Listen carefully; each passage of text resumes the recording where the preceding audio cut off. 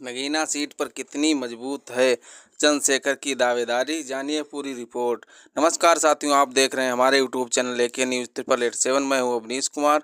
Channel पर नए हो तो चैनल को सब्सक्राइब करें, वीडियो को लाइक शेयर करें। पश्चिमी उत्तर प्रदेश की नगीना लोकसभा सीट के चुनाव पर इसलिए सबकी नज़रें हैं क्योंकि यहां से युवा दलित नेता चंद्रशेखर आज़ाद चुनावी मैदान में हैं। दिलचस्प ये है कि यहां से अपनी पार्टी आज़ाद समाज पार्टी से चुनाव लड़ रहे हैं और विपक्ष के गठबंधन के उम्मीदवार नहीं हैं, लेकिन वे चुनाव के केंद्र में हैं और उनके यहां होने की वजह से मुकाबला दिलचस्प हो गया है।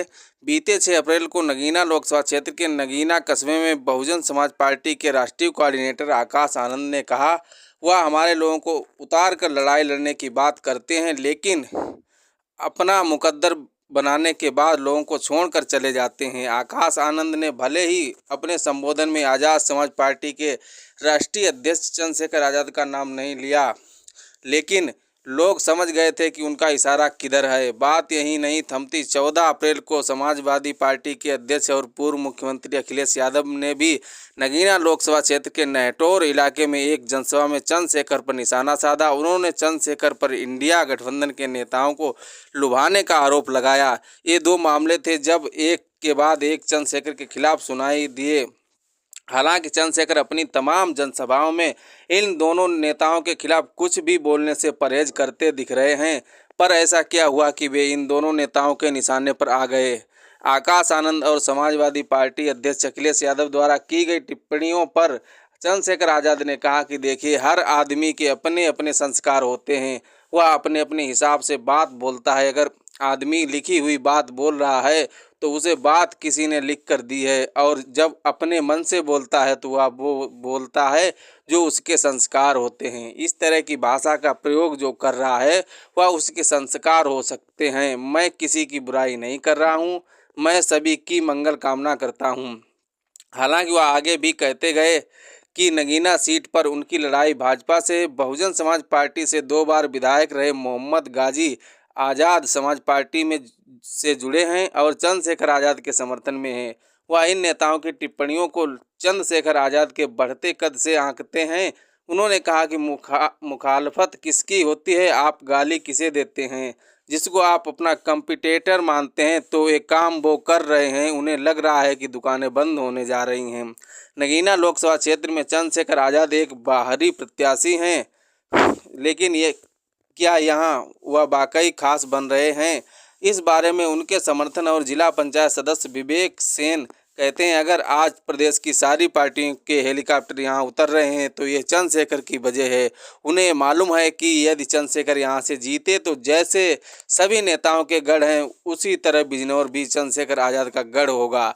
हालांकि भारतीय जनता पार्टी के नगीना लोकसभा संयोजक महेंद्र धनोरिया इस बात से इत्तेफाक नहीं रखते हैं। चंद्रशेखर के खास वाले सवाल पर वह कहते हैं, अगर चंद्रशेखर बड़ा चेहरा होते, खास होते तो हाल ही में 5 राज्यों के चुनाव हुए हैं। 2 राज्यों में उन्होंने अपने प्रत्याशी उतारे थे, लेकिन नतीजे क्या हुए सभी को मालूम है। बिजनौर की सीट पर तकरीबन बिजनौर की नगीना लोकसभा सीट पर तकरीबन 16 लाख मतदाता हैं, जिसमें लगभग 46% मुस्लिम मतदाता हैं, जबकि 21% दलित मतदाता हैं। इस लोकसभा क्षेत्र में 5 विधानसभा क्षेत्र पड़ते हैं, जिसमें नहटौर, नजीबाबाद, नगीना, धामपुर और नूरपुर शामिल है। तकरीबन 70% मतदाता मुस्लिम और चंद दलित हैं, लेकिन शेष 30% मतदाताओं में चौहान, सैनी और कुछ अन्य पिछड़ा वर्ग मतदाता हैं। वहीं आपको बता दें, भारतीय जनता पार्टी की ओर से यहां नहटौर विधायक ओम कुमार मैदान में हैं, तो इंडिया गठबंधन की ओर से पूर्व जज मनोज कुमार हैं। वहीं आज़ाद समाज पार्टी की ओर से चंद्रशेखर आज़ाद हैं, जबकि बहुजन समाज पार्टी की ओर से सुरेंद्र पाल प्रत्याशी हैं। आपको बता दें, चंद्रशेखर आज़ाद पर यूँ तो नगीना लोकसभा सीट रिजर्व है और सभी पार्टियों के प्रत्याशी दलित वर्ग से ही हैं।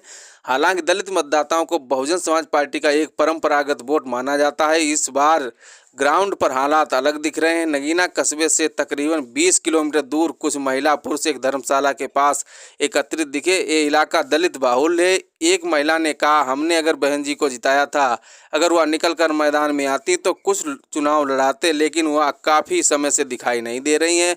10 साल तक मोदी जी को भी जितवाया, इस बार हमारे विचार चंद्रशेखर के लिए हैं। वह यहाँ आए भी थे, देखते हैं दूसरे लोग क्या कहते हैं।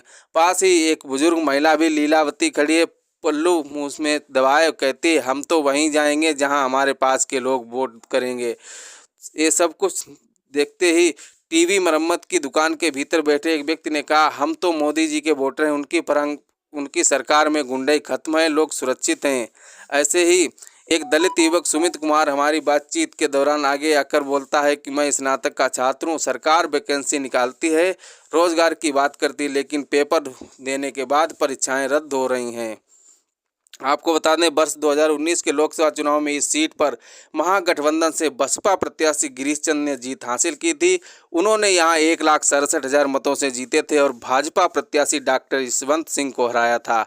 तब समाजवादी पार्टी और बसपा का गठबंधन था, जबकि वर्ष 2014 में डॉक्टर यशवंत ने सपा प्रत्याशी यशबीर सिंह को हराया था। इस बार सपा और बसपा अलग अलग चुनाव लड़ रहे हैं, जबकि दलित मुस्लिम मतदाताओं पर दावेदारी करने वाले चंद्रशेखर भी मैदान में हैं। ऐसे में यहां मतदाताओं के ध्रुवीकरण की आशंका लगातार बनी है, जिसका सीधा फायदा भाजपा उठा सकती है। मुस्लिम मतदाताओं पर दावेदारी में भाजपा भी पीछे नहीं है। भाजपा नेता महेंद्र धनोरिया कहते हैं, हमारी सरकार ने आयुष्मान कार्ड से लेकर प्रधानमंत्री आवास योजना तक सभी वर्गों को लाभ दिया है, इसमें मुसलमान भी शामिल हैं। उधर इंडिया गठबंधन से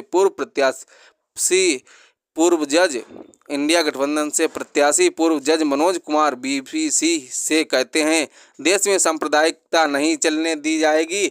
आज इस ताकत से सिर उठा रहा है, जल्द इस ताकत को उखाड़ फेंकेंगे। हम इसमें हमारे साथ मुस्लिम, दलित और अमन पसंद लोग शामिल हैं। वहीं आपको बता दें कि भाजपा अल्पसंख्यक मोर्चा से जुड़े युवा नेता बिलाल चौधरी ने कहा, मुसलमान इस क्षेत्र में बड़ी संख्या में हैं, भाजपा को वोट करेगा, क्योंकि सरकार ने आयुष्मान कार्ड से लेकर के पीएम आवास योजना में सैकड़ों मुसलमानों के भी घर बनवाए हैं। संगठन स्तर पर मुद्दों की बात अलग है, लेकिन स्थानीय स्तर पर प्रत्याशी लोगों के बीच तमाम स्थानीय मुद्दों को लेकर पहुंच रहे हैं। चंद्रशेखर आज़ाद कहते हैं, हमें मौका मिला तो नगीना लोकसभा क्षेत्र में एम्स की स्थापना करेंगे। युवाओं और खिलाड़ियों के लिए स्टेडियम, महिला कॉलेज, रोजगार सहित कई अन्य मुद्दे हैं। इंडिया गठबंधन प्रत्याशी मनोज कुमार इस बारे में कहते हैं, भारत की आम जनता का सबसे बड़ा मुद्दा उसकी अस्मिता सुरक्षा से संबंधित है, जो सिर्फ और सिर्फ भारत के संविधान की रक्षा करता है। वहीं आपको बता दें, मनोज कुमार वैसे तो मूल रूप से चंदौली जिले के रहने वाले हैं और पेशे से अपर जिला एवं सत्र न्यायाधीश रह चुके हैं। 45 साल के मनोज ने पिछले वर्ष अक्टूबर 2023 में BRS लिया और राजनीति में आने का विचार बना लिया था। वह वर्तमान में नगीना लोकसभा क्षेत्र में धामपुर कस्बे में ही रह रहे हैं, जबकि भाजपा के उम्मीदवार ओम कुमार नेटौर से विधायक भी हैं। ओम कुमार इससे पहले बसपा में थे, लेकिन बाद में मोदी लहर के दौरान उन्होंने भाजपा ज्वाइन की थी और 2017 में भाजपा में पहली बार विधायक चुनाव लड़ा और जीते थे।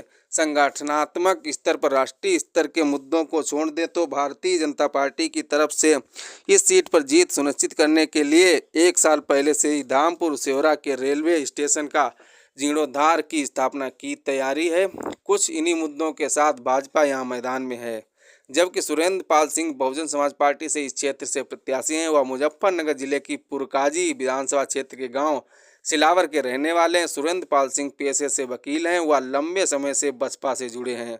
वो पिछड़ों और दबे कुचलों को ताकत देने और पश्चिमी यूपी को अलग राज्य बनाने सहित कई अन्य मुद्दे